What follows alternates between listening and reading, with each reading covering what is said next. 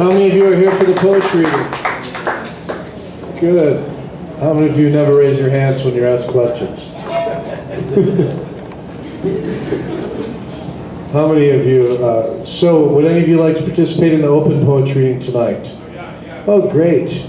We have one featured poet tonight who's also a prose writer and the founder of one of the two founders of the Fiction Collective. And his name is Steve Katz, and he's going to go on promptly at 9 o'clock. So we have 50 minutes in the open reading. And then if there's still people that don't get to participate in that 50 minutes, there'll be time afterwards if needed. So does anyone have a piece of paper? Otherwise, I'll go get one and we'll start the list. Anyone have a blank piece of paper that's not dedicated to some other purpose? Thank you. Can I use your pen for a second, too? Welcome, all of you.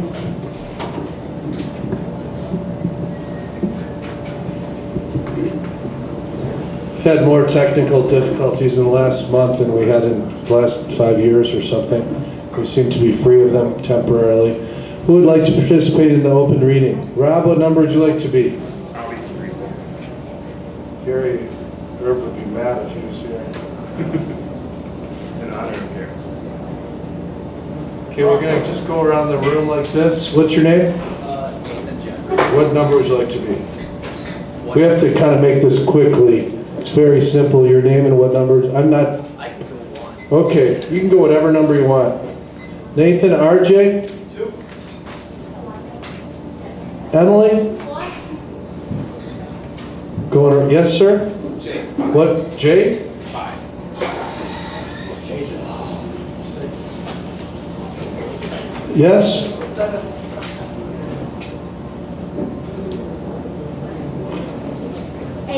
What's your name again? Samantha. Nice to meet you again, Thank you. Samantha. Nice to meet you, Tom. Yes, sir. Yes? There's a girl behind you? Blair. Pardon me? Blair. And what's your name again? Dave. I'll go whatever's next. Okay. Yes, sir. What's your name? Adrian. Rob wants me to go early. Jeez. Oh, Terry. Okay, there's not going to be 5 minutes per person tonight in the first 12 because we don't have enough time. So there'll be about 3 minutes each. Since Adrian was brought up, one of my favorite actresses, Adrian Shelley, passed away like a few weeks ago, and she was totally great. If you haven't seen Trust and what's the other one, Steve? Trust and The Unbelievable Truth, both directed by Hal Hartley. She was just a really great actress, and like they were saying in the early 90s that she was going to be the next big thing like every year until the point where it was terrible, and then they thought that she killed herself, which just blew me away because I'd met her before and she was such a nice person and so talented and lucky, and she had a baby kid. She was 40 years old. She had a 3-year-old baby, and they found out like after that she'd been murdered, and then someone murdered her and hung her in their bathroom. And I hate to say anything so terrible, but it might be a cautionary tale. Like she was in New York, and there were some people working downstairs, some workmen, and every day she was saying, "Shut up, you please shut up, why don't you guys be quiet," And then she was 5'2", and one day, like a few weeks ago, this construction worker punched her in the face, and she instantly died. And then he was so terrified that he went upstairs and hung her broke into her apartment and hung her in her own shower, and she says a new movie coming out in January at the Sundance Film Festival called Waitress, where she wrote it and directed it. And if you haven't seen any of her films, you should go out and rent Trust and The Unbelievable Truth. They're both super great, and Trust was made in '89. It was kind of an independent feature film where all the actors seem overly melodramatic, but it also kind of adds to it. It makes it seem on purpose for some reason. But has anybody seen any of her movies, or does anyone know who I'm talking about? Adrian Shelley? That just seems unbelievable to me. Mark America, are you the only person that knows who she is? You know who she is? Oh yeah, I've seen both those films. Weren't they great? Yes. I haven't heard that he's done anything recently, but Yeah, no, I was thinking about Hal Hartley. He still makes movies, but she was on the cover of all these magazines in the early 90s. But if you haven't seen her films, go out and rent them, and if you don't watch movies, say a prayer for family or something like that. So our first open reader tonight is Nathan. We have 45 minutes and 12 readers, so that's about 3 minutes per person. Please try not to exceed that time. If you have some poems you want to read later, you could read them later. So let's have a nice warm welcome for our first performer tonight, Nathan. For my orgasm is not a cannon used to breach the hulls of foreign battleships, but instead a dying flower whose only purpose is to blacken the soil for a coming spring. Now, it sometimes means that people will enjoy what you're reading, believe it or not. So that was Nathan. Let's hear once more for Nathan, the first time ever at the Laughing Goat. Welcome all you lovely people. And next we have RJ, number 2. Let's have a nice warm welcome for RJ.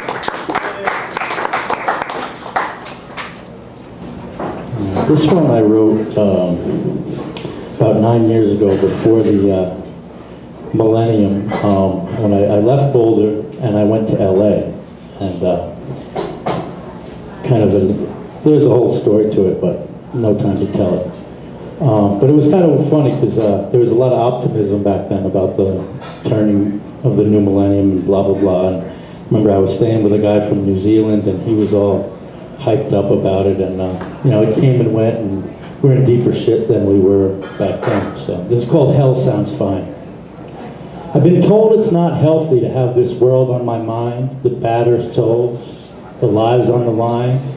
No one calls a farmer crazy praying for the rain. They eat of his prayers and then destroy his domain. Today we add 1 and -1 and wind up in negative 1999. Maybe in the year 2000, we'll finally find our spine. The goal is the juxtaposition of a split infinity. The styles got reason and the styles got me. Could everyone just stop for a second and positively be? There's a beauty here. A 1, 2, 3, and it's yours and mine. And it could be absolutely free. These tortured traditions are falling so far behind. Sometimes I think about what's going to happen when I die. I'm a little more concerned, I'm not going to lie. And I don't want to come back here. Hell sounds just fine. I heard that's LA now. I think I'm going to head there tonight. Try to put the fire out. If only I could find the light. And you can bet your 2 cents I'll be packing a knife. Just seems like that's not humanly possible to be a full-grown adult and be born in 1986. Can you believe that, Steve, that they let that stuff happen? Next we have Rob. Let's have a nice warm welcome for Rob. Written 2 DVD chapter titles from the movies Hostel and Legends of the Fall. It's called An Awkward Encounter. They've been doing it for months before I found out about it. On our couch, in the back seat of his red Suburban, in the shower, on the rooftop of old Chicago's, which is fucking embarrassing, in his elderly mother's apartment, behind her best friend's doghouse, inside a partially torn down movie theater. The list goes on and on. I discovered there was an issue not so long ago when I arrived home from work unexpectedly and found the 2 of them naked and reaming all up against each other, howling like awkwardly inseminated pandas in the middle of our vulgarly flounced upon bed. And just like that, a brand new definition of fucked up disturbing was born. Have you ever hit a naked man in the face before? Me either, until this shit happened, I mean. It's almost impossible not to make eye contact with the other man's erection. Almost.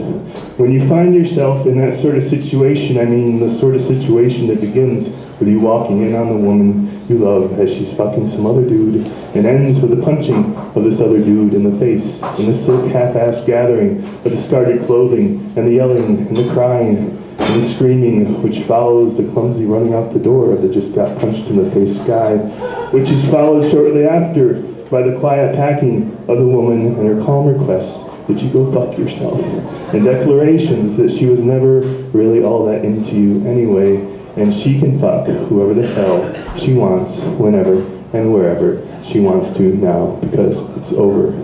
And after she's gone, You sit down on the bed, which is still warm from their fucking, and wait calmly, without whiskey, for your nerves to break down. Our land of opportunity has been bought out by zombies, tortures endangered species in wet basements, peels its own flesh off as things insist we calm down.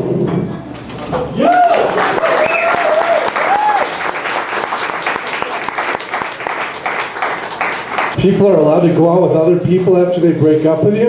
Jeez, I don't even know if I'd want to be born if I had known that, you know? It's awful. Next we have Emily. Let's have a nice warm welcome for Emily Owens.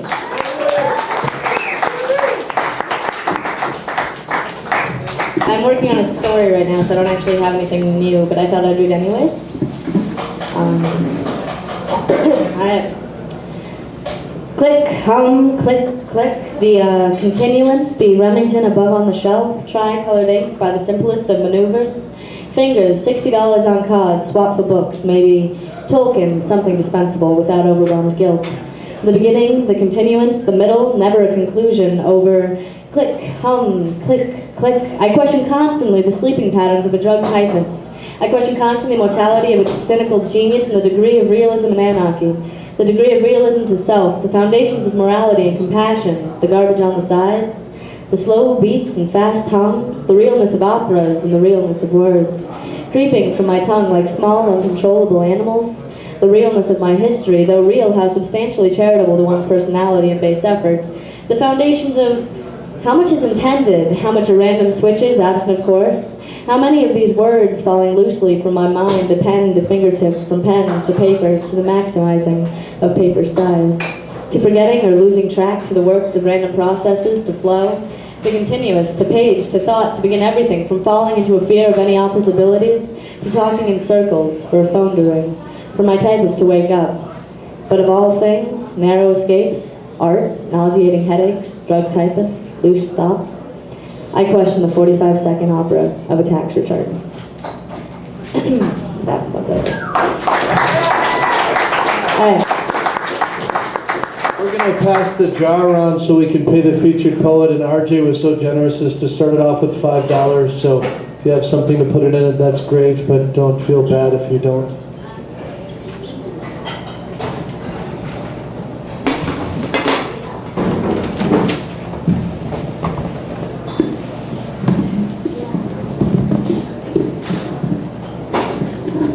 If you don't have anything to put in the jar, the management hopes to that you have something to buy a drink with so they can pay their light bill. But there's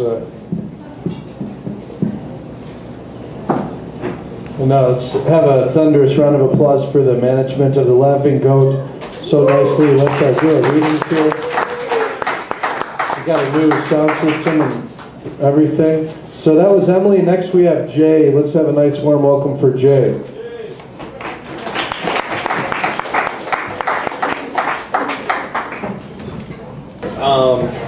Okay, so a friend of mine actually started me off on this journal that I got started on. So he gave me the feeling of lust, and so I wrote about it. And this one's called Suggestion of Feeling. Formed skin, amber in hue, held aloft in gentle frame, complementing your forehead musculature, held outstretched to open arms of willing cohorts, and dusted ever so slight with subtle motions which catch my mind, enraptured in disbelief, where no defogger can remove your haze of tears you wept.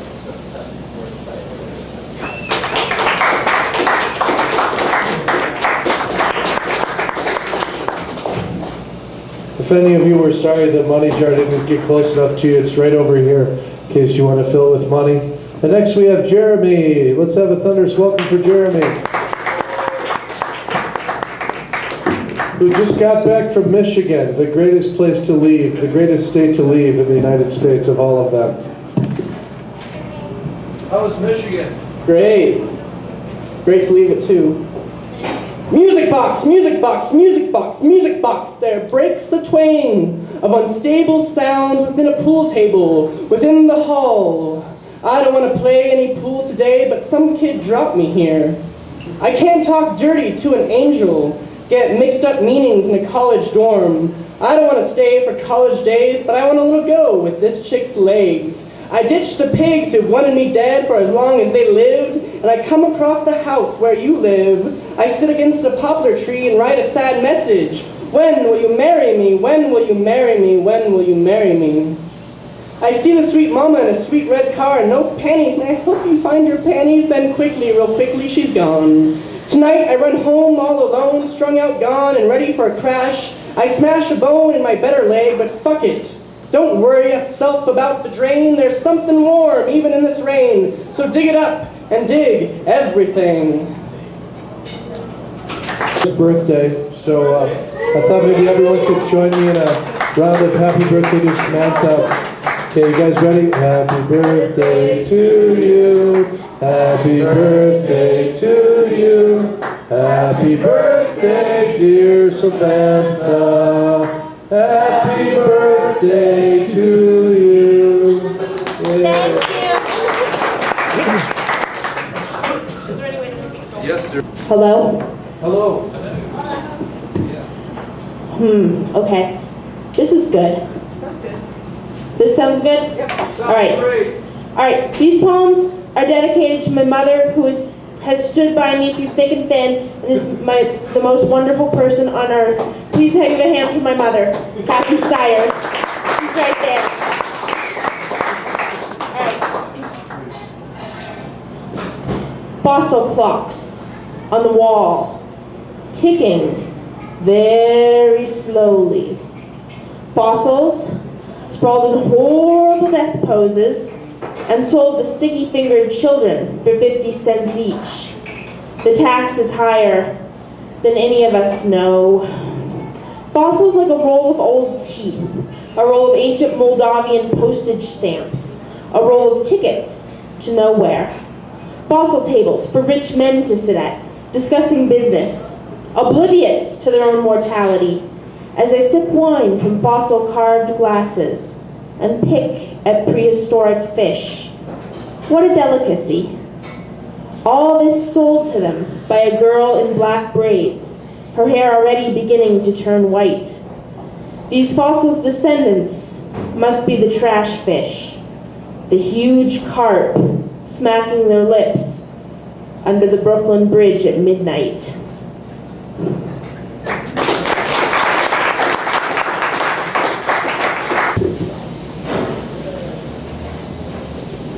I wanted to really have this piece to have a cathartic intensity, and I think that that's important at this stage of the game. If you ever are at this stage of the game again, you'll know what I mean. And I hope you can have cathartic intensity too, Rob. Okay, so like stepping in a pile of dog shit. So glad I didn't slip and fall into it. I can't help but wonder what she will be like now that I'm over it. She doesn't seem accustomed to transcendence. More of a dominant personality. Told her I don't need a whore. Not a spiritual whore, whatever the fuck that is. Don't need a temple whore. Not in a car. Or on a boat. Or on a train. Even if it was the hot shot to San Francisco. Or the metro, bound for the Champs-Elysees. Not the Mile High Club. Once again, I set my sights for Valentine's. And I'm sure as hell not pointing this thing at you. I've never been so pleased with myself at deciding simply not to fuck. Not to participate in your sorry-ass agenda of emotional chaos. That's right, darling. I couldn't give a fuck. Wouldn't even try. First, our only featured poet performer tonight, who's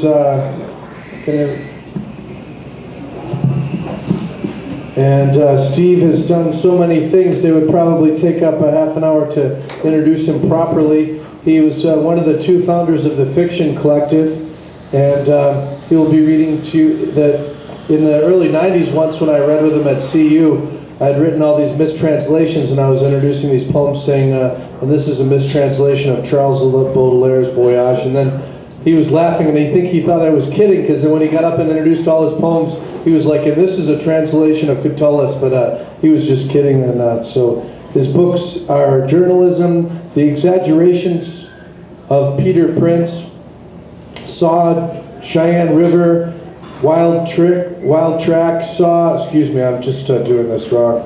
Is this Saw 2? Okay, that says Saw in here twice. I'm just, Swanee's Ways, Weir and Peace, Flurry of Washington Heights, Antonella's Lion, Kisses. Well, this is a new one. I think it's a Kisses, Miscellany, which is forthcoming. And he's going to be our performer for the rest of the evening. So let's have a thunderous welcome, please, for Mr. Steve Katz, performing here at the Laughing Goat for the first time. That was paid to him and Ron Sukanik and Ed Dorn when they were talking about the teachers at CU. They said, yeah, he's one of the writers that teaches up there. So, Is that comfy? That's real comfy. I think first of all, I'd like to start with a round of applause for Tom Peters, who's kept this scene going for 23 years.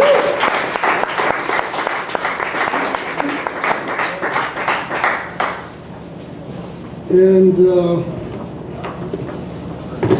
I'm going to read a few poems, and then I'll read some prose, if I can see the page.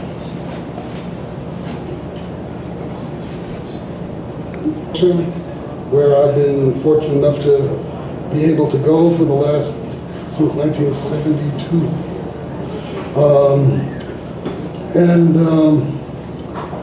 So that's more or less the setting of these. The first one is called Jackie Phones. Jackie phones and says she saw my car parked by my house on her computer using a program she downloaded called GoogleEarth.com.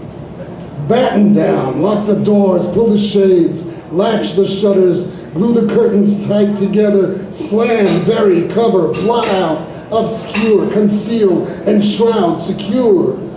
The fools are watching.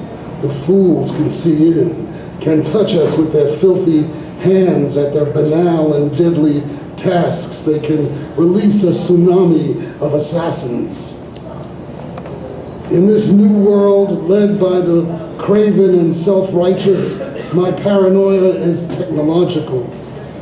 No cloud cover will ever opaque, obliterate the blood tide, the murderous indifference of the powerful and ignorant. And this blessed remoteness we enjoyed inch meals away into information bit by bit.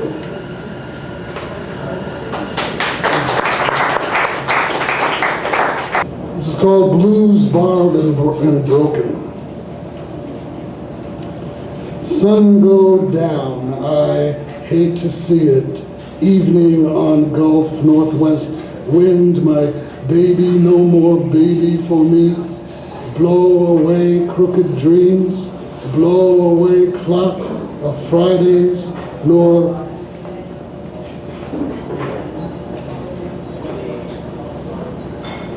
called company. Lift any board, roll any stone, move some bucket, turn the cloth, pick up the mop, and there they are. The pill bugs, yay! The roly-polies sequestered in the damp undersides of stuff as under the yellow raincoat slipped from its hanger or the wet boot fallen onto its side. They immediately scatter as if some cops are busting their crapshoot. But back off, friends. These wee armadillos are blameless.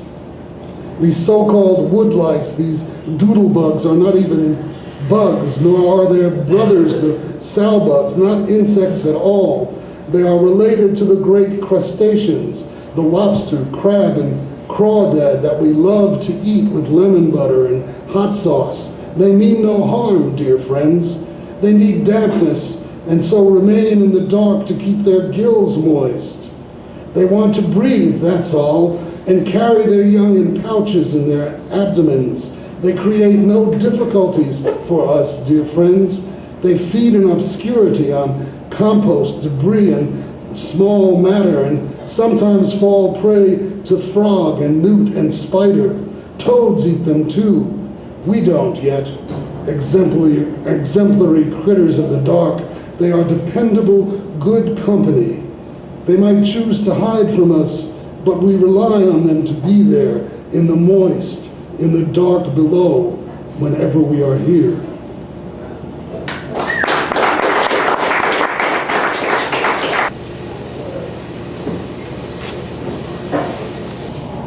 Who introduced me to the number.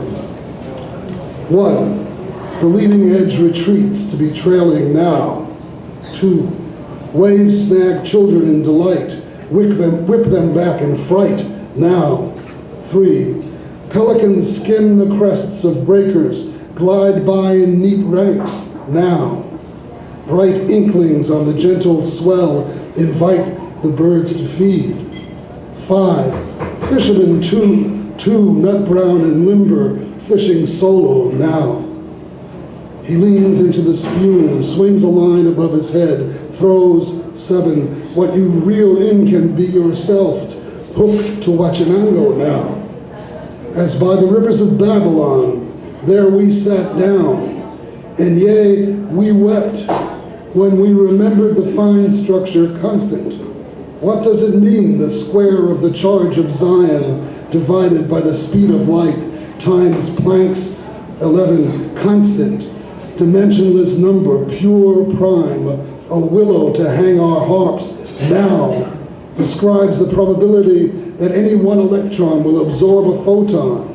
13, what up, Wolfgang Pauli, where hangst thou today, at what shore now, that you left room 137 by way of death, to be absorbed like the photon you admired that carried us away. Captivity requires song. In every 137, one wasted, demands mirth. Sing one song. 17, of Zion, while kids still pee in the ocean. This land stranger now. How do we sing? Stingrays fly under the waves like shadows. 19, in the sun they sing, listen but can't hear, songs not for me now. May my right hand forget her cunning, and stacks of corpse, where be grief enough to tell this grieving? For as a man is a being very sparingly furnished, let my tongue, 23, cleave with the power of prescience to the roof of my mouth now. But my wave broke long ago. I watch it retreat and mark how the sand shines. Daughter of Babylon, who art to be destroyed. Miracles are plentiful, but revelations are few. One I recollect is my delight in you.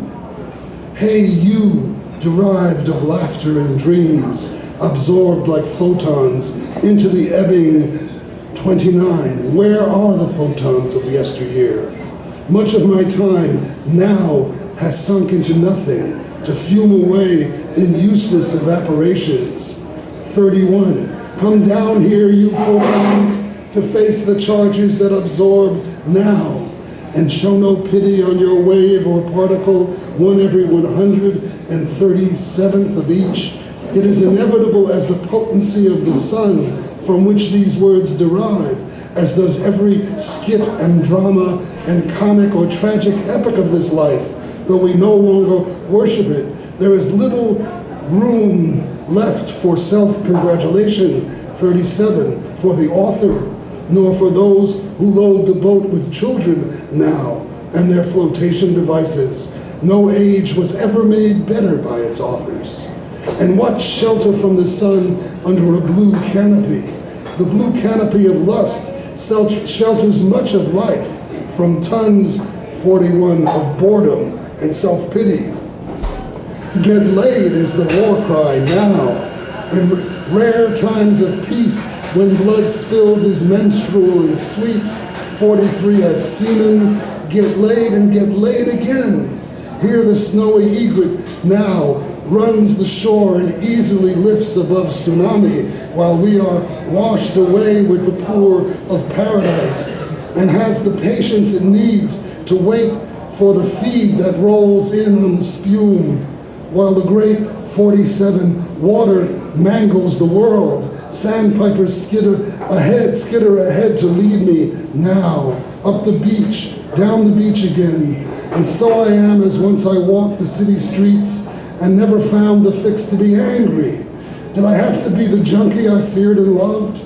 Help me, Lord of the alleys and gutters, boss of disasters without end. Help me usher this one photon as it carries its fix past the Gibraltars of confusion. 53, undone by need and needles in the mist. Oh, sweet everybody, now I love you all. I know how each drop swells the inundation. Heaven never like this, if I remember reading right to left as goes the eye on Arabic, as on Hebrew too. So they must unite to whoop the asses of those that read from left to right. A hullabaloo of fish on the swells, many scooped by pelicans. 59, those pelicans are lusty birds. They break ranks to feed now, dive into the waves, swoop fish into pouch, toss back, 61, their great beards to stretch their gullets and gulp them down. Now, does this taste fishy to them? Am I seeing them correctly? Or are those the photons the electrons snatch, the ones that convey pelicans to my eyes? Distortions and darkness whirl past against the truth. In the early morning light, they fly by left to right. Wingtips skim the waves, but in the early evening, right to left, 67, in swaying ranks just above the trees. How crazy am I now? Are they crazy? Are you crazy, you crazed pelicans? It takes only 1 in 137 to make all darkness we experience. Or is that it? Did I get it right? Do I slip up, 71, with this imperfect mind? Whoops, everything goes wrong now. When is now? When is now? Is it never? What a wallop, Professor Feynman, 73, packed. On the other hand, the poets of the demented North now malinger as the folks build a conspiracy to kink truth into a murderous machine of self-approbation that morons around itself, a cloud of darkness. In a secret vault they have gathered and hold the photons as if it's theirs they conspire to explode in a catastrophe of light. I mean darkness, the motherfuckers. 79 have to shape up or the world, even the one they live in now, is doomed. Say doom, for doom is the leading edge, the event horizon of the so-called universe as we know it. We know it? Iraq of ambitions of nincompoops, the tsunami of willful mis-83 calculations, tumbling children into the oblivion now. Their deaths pure and dimensionless, silent as the evening shadows that stretch across the stones. For you shall rejoice, happy shall you be when you dash the little ones against the rocks. Don't pick your scabs, Horatio. Rejoice, everyone blesses an imbecile with votes, so he swaggers through. 83, 89, the oblivion he creates. And whoever tells the truth now, alas, Diogenes, you'll do better without your lamp. Those baffling photons shred the heart of reality. More likely you will, in the dark, bump into the guy you need. Enlisted in the 137th Battalion, Planck's constant met this fine structure constant and took her out for pie. So would I, should I meet you, Jerusalem. May I have this dance of 97, the infidels, lactating men, got milk at their nipples now. What's the story when the electron absorbs the photon? Mamma mia, what confusion. Is he a particle? Is she a wave? And what about this negative charge that shows 101, how fast it is going, but has no clue to where it is, or if now it knows where it is, can't say how fast it is going. 103, no wonder only 1 in 137 takes the leap now. The rest of the bunch avoids this skirmish. Why even get into it? A fine structure indeed, constant, not likely. How we malinger in the sweetness of time. Where be we then, 107, for the cushy needings of space? Or when we now, where we are being crushed, how to measure the growl, time's bite? 109, what happy catastrophe is a life? Don't bitch, it's what we got now. Just because you got snuffed, don't mean I ain't alive. God nurtures, some leaves some bereft. Maybe there's nothing there in that drawer. No God, only bloodshed satisfies those greedy 113 for more light. So we have canceled the stars at night now. Where lie all the questions we haven't asked yet? Let's go, you and I. Dawn peaks up to the right. Dusk rusts down to the left. And weary day after weary day of a life that ebbs away with the tide. How happy this spooky life ain't for everyone. Some smash up and die before death. Others wait for some book of the dead to declare. I declare I am not dead, I hope. So, because words of a dead man are not worth the lead in his pencil, all the compassionate seraphim who descend on wings of light will never raise the mantle that enchambers my soul. Hey, suicide, 123, what is up? At birth begins annihilation. That is how I love you now. Quick, infanticide should be too heavy for the angels to bear. Tear grief out of life. When one photon vanishes, do the others grieve? You shall rejoice when you cast the little ones on the rocks. 127. Father's message is so simple. 137. What kind of planet now do we live on? We cannot at pleasure obliterate ideas. It's what we know that causes pain. But what's hidden keeps us going nuts, is one answer to growing up in starlessness. But this is no question for old men. So withered and baffled they whine at the gates now.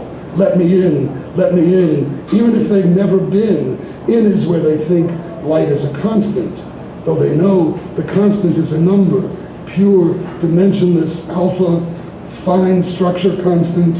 Here in the souks of Istanbul, we buy a dark suit woven of light and useless art. And wearing it, we look exactly 137 like now.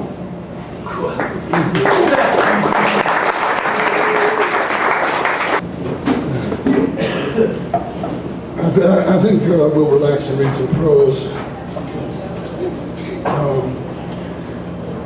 I've gotten to a stage in life where, well, after I finished Antonova's Lion, which is a book here, I thought I'd never write another thing.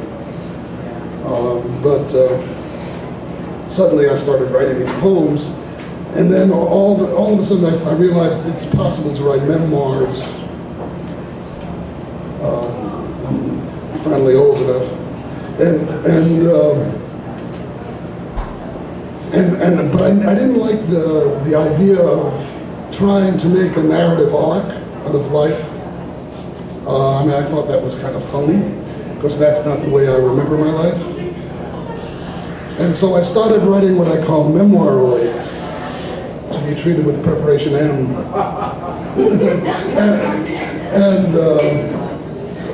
And what it is looking at your life as this enormous soup, and whatever you get a ladle full of, you write. So I'll read you a few of these.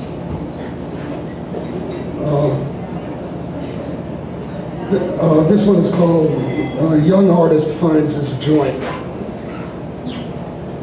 Edith was the first spinster I'd ever met, a genuine old maid who helped Alfred Partridge's aged mother several times a week. She was thin, sallow-faced, with bluish lips, a woman crooked into her 50s who wore gray smocks with faded flowers. She rarely lifted her eyes to look at me, even when I spoke to her. It's tough to imagine that this person, hardly present, could have had such an effect on me. I was young, on my way to college, agriculture school at Cornell, pre-vet. Alfred Partridge was my farmer. I was a New York State farm cadet. When I got to Alfred's farm from New York City, I was a hopeless case of New York City boy. The farm cadet bureau manager who delivered me to Alfred felt my hands and said, "Soft. I'll be back in a couple of weeks to see how they toughen up." Alfred, a craggy-faced, gray-eyed, even-tempered man, body bent into strength by hard work, immediately ordered me to jump onto a wagon of green hay and start pitching it into the loader that carried it up and dropped it down the silo. This was the first time I'd ever seen a pitchfork. I could figure out which end was the fork, so I gripped the long handle in the middle and sank the tines into the hay at my feet, pushing down with my sneaker, as if it was a shovel. I'd used the shovel before. I tried to lift. Nothing. No hay on the fork. I sank the fork again. Again, no result. I was sweating like a little city pig. I had signed up for this work because of the requirement of the ag school at Cornell that city kids get farm practice, 2 or 3 credits maybe for pitching hay. The initiation was required for entry into the vet school too. At the time, I wanted to study veterinary medicine as the lesser of several evils. I sure didn't want to be a dentist, my mother's ambition for me. Doctor was out of the question. Veterinarian seemed feasible, though the only pets my family ever kept were one white and one black and white rat, Eleanor and Franklin, raised by my sister for some abstruse fringe of the war effort. After watching me struggle for what seemed like hours, Alfred finally approached and said softly, "You can't lift the same hay that you stand on, son." I looked down at the pitchfork sunk into the green near my sneakers, and enlightenment struck. That was why the handle of the pitchfork was so long. This was the most profound teaching I had ever received. To this day, when I'm hung up on something, I pause and listen to Alfred's voice. You can't lift the same hay you stand on. Within a short time, I had moved the whole wagon load of green hay into the silo. After that, I got on great on this rocky hillside northern Catskill farm. Alfred milked Jersey cows because they were nimble grazers on difficult land, because they produced what he thought was the best product, milk with butterfat pushing 6%. And Jerseys are the prettiest cows. In fact, I had a crush on one heifer, a tawny brown lovely with a black dish face named Jingle. She would greet me in the evening before chores and lick my hand. It's a strange coincidence that the woman I married out of college was nicknamed Jingle. Pat for real, family name Bell. But we have to return to the spectral Edith, moving silently through doorways, keeping to your peripheral vision so you were never sure if someone had passed by or if you felt a ghost. She had no smell. She was like an empty wind. I was learning old-fashioned skills that would get me few farm practice credits, but I enjoyed them. I learned to harness and hitch a team of horses, Patsy a Belgian, and Olaf a Percheron. I could load a wagon of loose hay as well. Alfred said, I could load a wagon of loose hay as well, Alfred said, as anyone he had ever seen. I helped him pour a new barn floor. I was good with the stock. Alfred and I got along really well. On his mantle, he had a model of an ideal Jersey cow, and he liked to explain the fine points. He was an advocate for the small farm as a way of life, and I felt honored when he offered to give me 40 acres above on his hillside and 4 heifers, I don't think Jingle was included, if I would give up the idea of school and commit to farming. I had never had such an affirmation before, and I was flattered and confused. I was young. This was an honor. I was sorely tempted to accept what would have been the oblivion of a small New York State farm. What Edith did shocked me into focus. One morning in the bathroom, as I was attaching a roll of toilet paper to the roller, I slipped and it fell into the toilet bowl. I retrieved it half soaked and laid it on the sink, then snuck out to the barn for chores. Then we climbed the hillside to find a yearling black bull and drive it down to the barn. Alfred loved jerseys with a lot of black in them. I feared the bull, but this one was too young yet to get cranky. To my shock and humiliation, Edith had strung the toilet paper out along the clothesline. At least 50 feet of clothesline expressed the passionate frugality of this intense maiden. That someone might do this had never entered my mind. After dinner, I squatted with my back against the barn across the road and watched paper dry. A tender breeze rustled it slightly. The sweet smell of fresh hay and manure surrounded me. This was like the script of Edith's conviction, a commitment to Alfred and his mother, written along the line between myself and the house. For some reason, I could see my own life, too, all my work that lay in the future, encrypted along that line of paper. I was a writer. I would always be one. I looked out across the road at the clothesline, the paper, the farmhouse, the fenced hayfield, backed against the rocky hillside where my 40 acres might be, the sky deep evening blue with small cumulus scudding. I didn't have to make up my mind. It was written there. I had to refuse Alfred's order. Edith came out from around the back of the house and carefully rolled up the dry paper. She glanced at me once across the road, and as best as I can remember, this was the only time she ever smiled at me.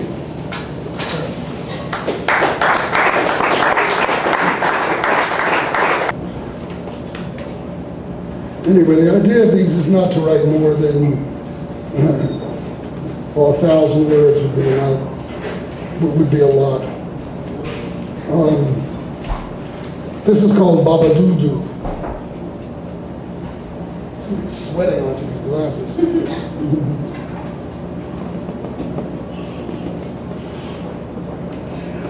Baba Doo-Doo. Pops performed at Bailey Hall. That was at Cornell when I was vice president of the Rhythm Club. Ross Firestone was present. Both our tastes ran to bebop and cool jazz. Art Blakey, Lenny Tristano, Paul Chambers, Bill Evans, Kenny Dorham, Lee Konitz, Bud Powell, Charles Mingus, and etc. The popular resurgence of Louis Armstrong didn't interest us. The Rhythm Club booked him to raise money for hipper events. The band had already arrived by bus, and Louis was getting in an hour or so before the concert and leaving right after. My job was to pick him up at the Lehigh Valley Railroad Station in downtown Ithaca. At that time, a train ran from New York City through Ithaca, clear to Rochester and Buffalo. I recognized him immediately as he got off the train, the only black person on the platform. He was smaller than I had imagined, but there was that broad pop's face and lips that were all embouchure. I waved at him and approached. I was wearing a loose sweatshirt. "Hey, Papa Doo." He looked at me with that toothy Louis Armstrong smile. "Look at that. You got bigger jugs than I do." He grabbed my tit. I'd always been self-conscious about my flabby chest. I don't know what color I turned. He was carrying only his trumpet case. I reached out to carry it for him, but he pulled it back. We got in a cab for Bailey Hall. "Come on with me," he said. He grabbed my sleeve and led me backstage.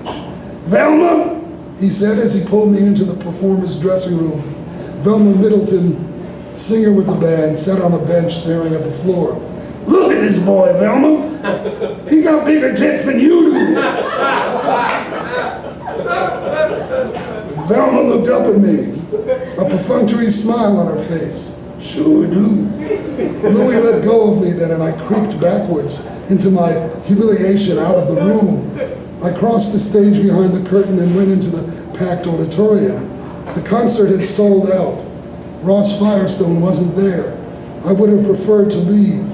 They gave a great concert. I enjoyed it more than I was prepared to. Louis's bright, hot trumpet sound and his abrasion of the voice against Velma's easy blues styling brought the crowd to its feet. I kept thinking, I'd rather be listening to Miles, or to Clifford Brown, to Fats Navarro, Dizzy, Little Jazz, Roy Eldridge, even Red Rodney, anyone else who hadn't so diminished me. I arranged for Pop's cab back to the station, but didn't ride with him. He took the last train back to New York City.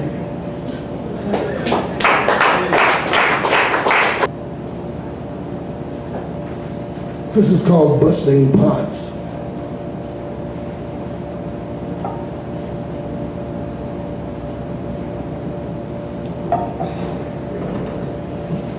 I got back from, losing my voice. I got back from Haiti. My marriage was disintegrating. I've been gone for 2 weeks researching in Cape Haitian for a script about Toussaint Louverture. I wrote the script called Toussaint. It never got made. One enigma about Toussaint Louverture, slave, autodidact, superb diplomat and politician, is why he capitulated to Napoleon III. He surrendered even though he had the war won. Dessalines and Jean-Christophe finished off the French after Toussaint turned himself over, was taken into exile to die in a prison in the Alps. He'd never seen snow before. He froze to death. Meanwhile, back in Pine Bush, Jingle was seeing our mutual friend Masato. He was an excellent cabinet maker carpenter. She had to make a door from our dining room to the patio. It was an old house, post and beam construction, and nothing was plumb or square. I couldn't have made that door. Masato was a small man. He made a small door. I could hardly squeeze through it. He also had skills at masonry and gardening. There was a lot that Jingle, the author of The Craft of the Country Cook, could learn from him. For most of the year, Masato shipped out as a merchant officer, second mate. His profession inspired my oldest son, Avram, to enroll at Cape Fear Tech in North Carolina to get his seaman's papers. He joined the NMU and shipped out himself. Avram, though, honed his poker skills on the ships, and he would often come home with triple his salary. Once, when he was just 18 years old, he went to a VW agency and bought a new Scirocco, peeling $100 bills from his poker roll into the astonished salesman's hands. I spotted the new door immediately as I walked into my house, back from Haiti. Then I saw that the house had filled with plants.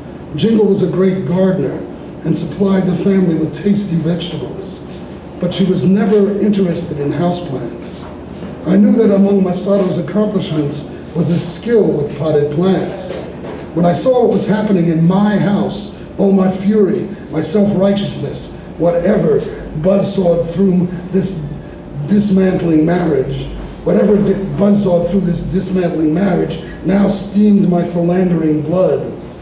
I stealthily circumambulated the house, pulling the potted plants from all their shelves and niches. I smashed them against the walls. When I finished, I stepped back to look with perverse satisfaction at my floors covered with potting soil and the remains of geraniums, aloes, hydrangeas, who knows, whatever the hell else they had potted together. Jingle came in the room with a broom and dustpan. "Don't clean it up," I insisted. "I want the kids to see it." I had done what I had done, and I wanted them to know what I had done. We went to bed, leaving the mess as it was. All the time we were breaking up, we'd sleep in the same bed. At the time, Jingle was reading a lot of early feminist literature, and it made a part of our pillow talk. I was both her advocate and her adversary. It was all tender and contradictory, how we could still love each other while we were in the zones of mutual scorn. Early the next morning, I went downstairs to find my youngest son, Raphael, squatting in the muck, repotting all the plants he could rescue. He filled the new pots with soil he swept off the floor and tenderly fitted the plants I had doomed into their new life. I felt like a child being taught a lesson. "Do what you have to do, Dad," said Nikolai, the middle son, when I gathered them all in my studio to tell them I was going to move to the city. I went back up to Pine Bush several times in the fall. Jingle couldn't bring herself to slaughter the 2 lambs we had raised for meat. She sharpened the knife for me. I took the creatures into the shade by the barn and laid them down and held their heads cradled one at a time in my lap. I explained to the first one how we had given them a good life, and now it was time for us to take it away. I didn't really have words for this ritual. It was harder with the second lamb. It was a beautiful day, leaves blowing in the air, but this was a dark time for me. I was like draped in lead, pressed down to the ground. The lambs, however, got very calm before I slit their throats. Jingle didn't watch. They bled out onto the ground around my legs.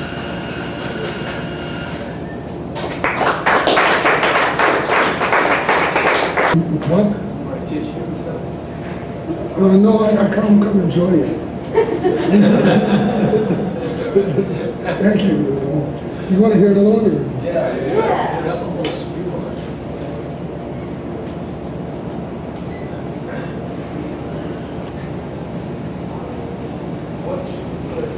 Or? Ozark was small but mighty.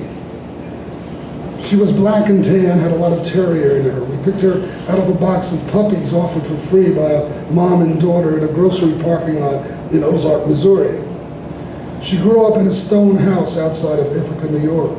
She came with us when we went to work for the Forest Service in Idaho and was never afraid to chase a bear or scatter elk. She was great company when I went down to the spring to fill the water bags.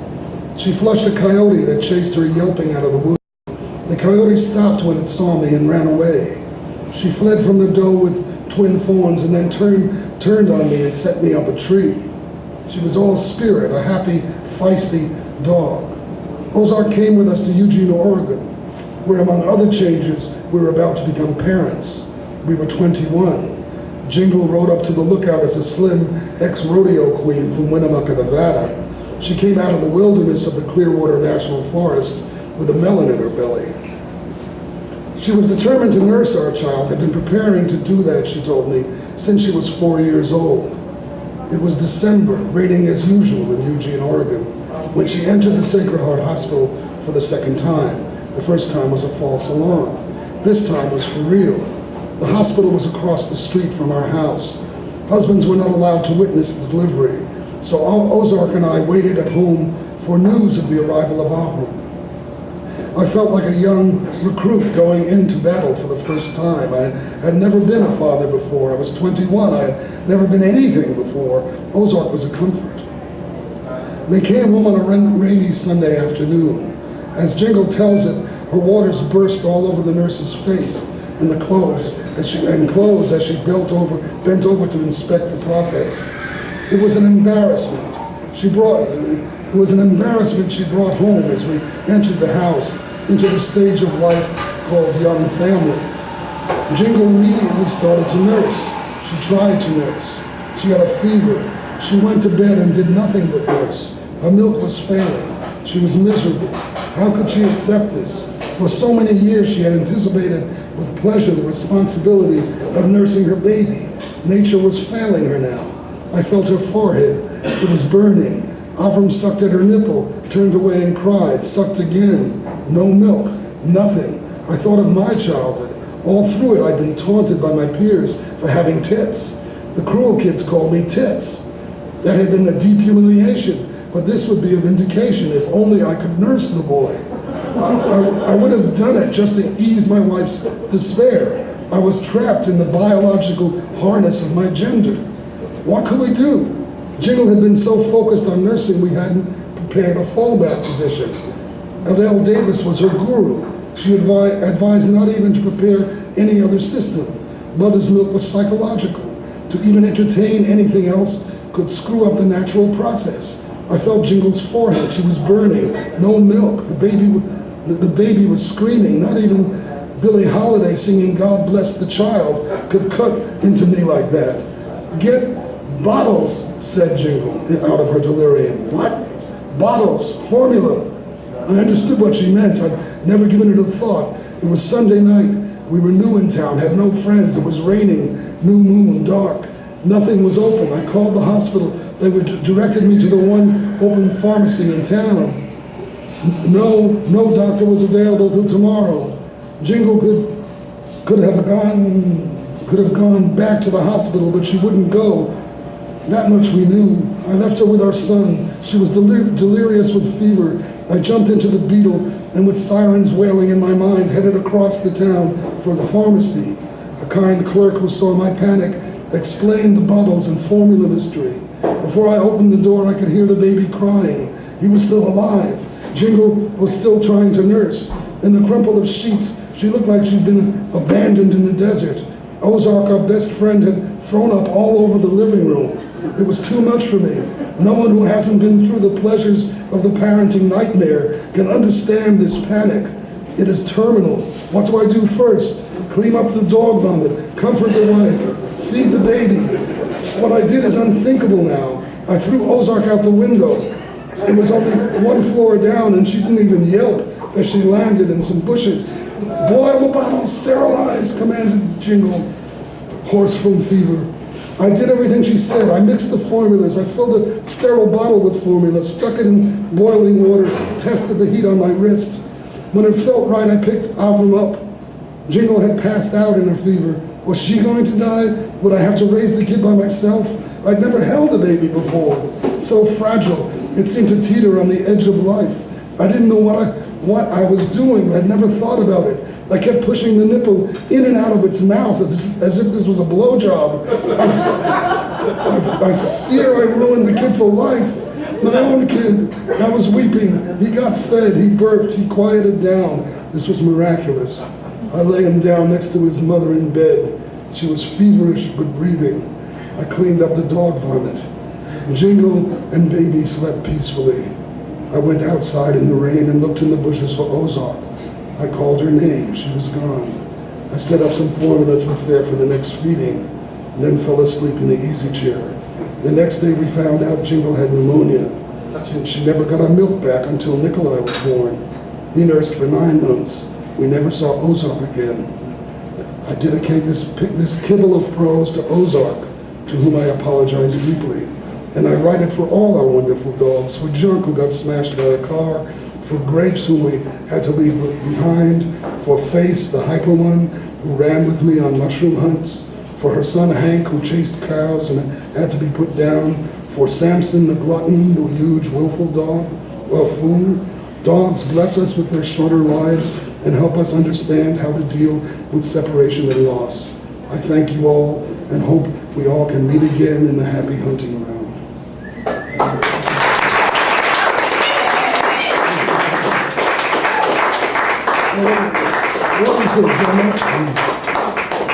I mean, I can go on forever. These are like potato chips. You want one more? All right, well, I guess you can just leave. This is called Death on Layaway.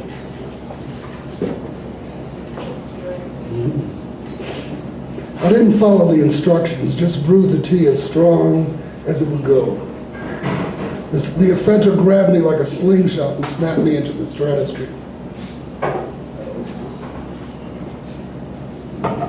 I whizzed around for 2 days, then I crashed. It took my breath, chopped my legs away.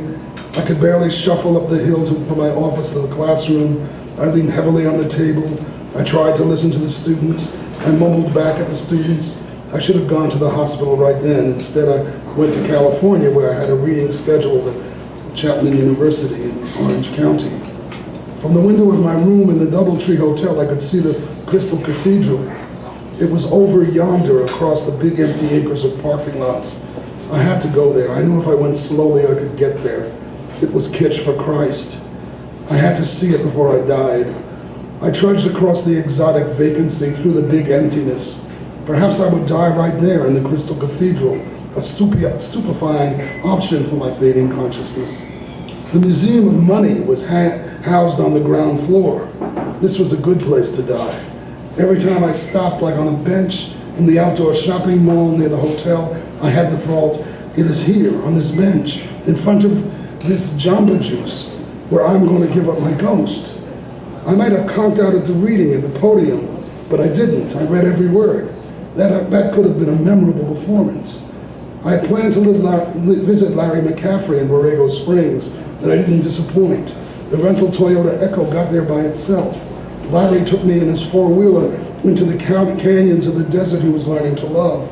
I was touched by how much he wanted to show it to me. He tried to get me to hike. I could hardly crawl. Larry almost died in there once, Cinda said. She described an all-out search and then finding him drunk and lost up one of the desert arroyos, sprawled out and babbling in the rocks. As I drove back to LAX, I could easily steer into the next world. I stopped at a shopping mall, Organic Farmers Market and Hype Mill. I sat down on a bench in my fading consciousness and said weakly into the flow of passing polyester, critics of American literature, I'm almost posthumous. You can discover my works now. As Ray Fetterman might say, I'm about to change tense. I don't know how I found the rental car return. I died every time I stopped to catch a breath and wait for consciousness to return. Life had become small, inch by inch. The corridors of perception were very narrow. Every breath was a big purchase. I don't remember how I found my plane seat. Ray Aang met me at DIA and we went right to a Chinese restaurant. Just being in my home port made me feel a little better. I still can handle the chopsticks. I told Ray the story of my long wheeze through Southern California. He asked me why I didn't see a doctor. I explained that I couldn't handle a crisis in a freeway environment, would enjoy it much more at home. I told him I'd call my doctor in the morning. I might never leave this bed, I thought, as I crawled under my covers to try to sleep. In the morning, I discovered I was slightly alive, enough to creep to the phone. My doctor was on vacation. The doc who was taking his calls told me to get to the emergency room immediately. Emergency room? Yes, as immediately as possible, sooner. Okay. Wow. Emergency room, it's an emergency. That was exciting. If only I'd known, I might have handled myself differently.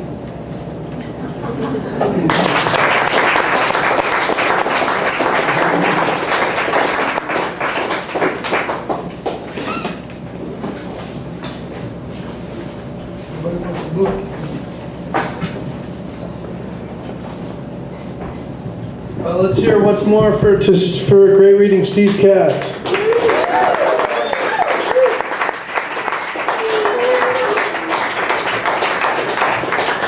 He has these beautiful books for sale, Swanee's Ways and Antonella's Lion. I've apologized for my earlier mispronunciations of the titles of almost all his books. But how much are they?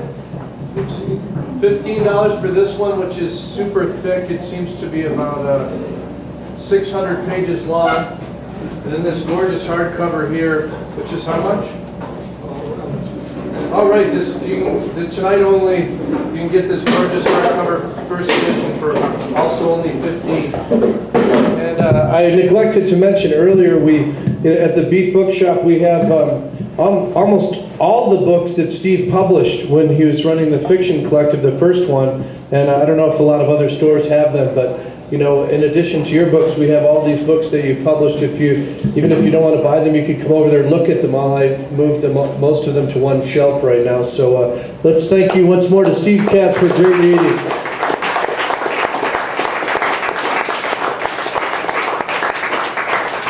Monday, and as far as we know right now, on Sunday evening, Christmas Eve at midnight, we're going to have midnight poetry mass because we haven't missed a reading in 992 Mondays or whatever, and so we're having our 1000th reading on February 5th. So not to break the string of Mondays, and they don't want to be here on Monday night, we're going to be here at Monday morning at midnight on Christmas Eve night, which will be technically Monday at midnight. We'll be here from 11:45 until 12:30, and I'll be your host, and there'll be free hot chocolate, and they'll be closed most of the rest of the day and entirely, I believe, the next day. And then we'll have another reading on New Year's Day. We're at the normal times. And Dylan recorded the reading tonight, and it will be posted on his website where almost on any computer you can click and watch it. And that's at www. It's on a flyer over there. Okay. Watching the Wheels of Blackbird. It's on Watching the Wheels of Blackbird /blog or something? /blogspot.com. Watching the Wheels of Blackbird /blogspot.com. And if that's too much for you to remember, you can go to myspace.com/watching the wheels, and there's a link to it there. So thank you very much for coming, and good night. The poetry reading is now over, but the coffee shop's not closed, so feel free to stay and talk to Steve or do whatever you'd like to tonight. Thank you. Day.